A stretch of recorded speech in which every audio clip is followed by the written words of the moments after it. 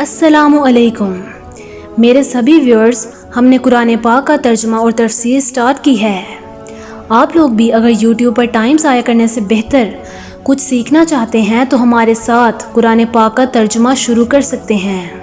ہماری ہر ویڈیو دیکھنے کے لیے چینل کو سبسکرائب کر لیں اور بیل آئیکن کو پریس کر لیں تاکہ ہر نئی آنے والی ویڈیو کا نوٹیفیکیشن آپ تک پہنچ سکے۔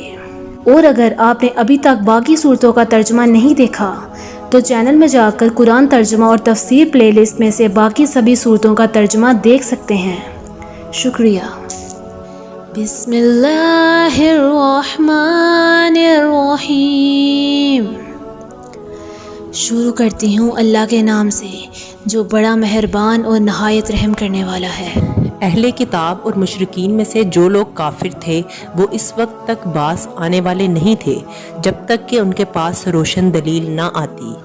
ان آیتوں میں حضور صلی اللہ علیہ وآلہ وسلم کو پیغمبر بنا کر بھیجنے کی وجہ بتائی جا رہی ہے، اور وہ یہ کہ جاہلیت کے زمانے میں جو لوگ کافر تھے، چاہے وہ اہل کتاب میں سے ہوں یا بت پرستوں میں سے، وہ اس وقت تک اپنے کفر سے باز نہیں آ سکتے تھے جب تک حضور صلی اللہ علیہ وآلہ وسلم کی شکل میں ایک روشن دلیل ان کے سامنے نہ آ جاتی۔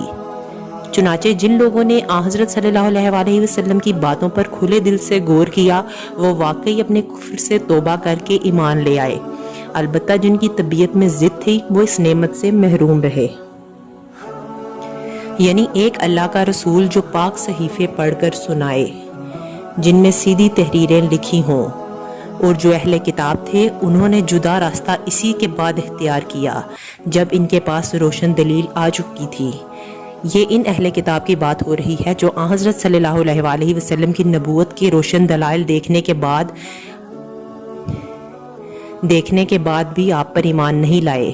مطلب یہ ہے کہ آپ کی تشریف آوری کو ایک نعمت سمجھنے کی بجائے ان لوگوں نے ضد کی وجہ سے آپ کی بات نہیں مانی اور الگ الگ راستہ اختیار کر لیا، حالانکہ ان کے پاس روشن دلیل آ چکی تھی اور انہیں ان کے سوا کوئی اور حکم نہیں دیا گیا تھا کہ وہ اللہ کی عبادت اس طرح کریں کہ بندگی کو بالکل یکسو ہو کر صرف اسی کے لیے خاص رکھیں اور نماز قائم کریں اور زکوٰۃ ادا کریں، اور یہی سیدھی سچی امت کا دین ہے۔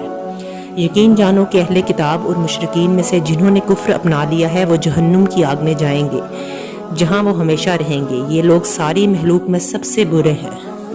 جو لوگ ایمان لائے اور انہوں نے نیک عمل کیے وہ بے شک ساری مخلوق میں سے سب سے بہتر ہیں۔ ان کے پروردگار کے پاس ان کا انعام وہ سدا بہار جنتیں ہیں جن کے نیچے سے نہریں بہتی ہیں، وہاں وہ ہمیشہ خوش رہیں گے۔ اللہ تعالیٰ ان سے خوش ہوگا اور وہ اس سے خوش ہوں گے۔ یہ سب کچھ اس کے لیے ہے جو اپنے پروردگار کا خوف دل میں رکھتا ہے۔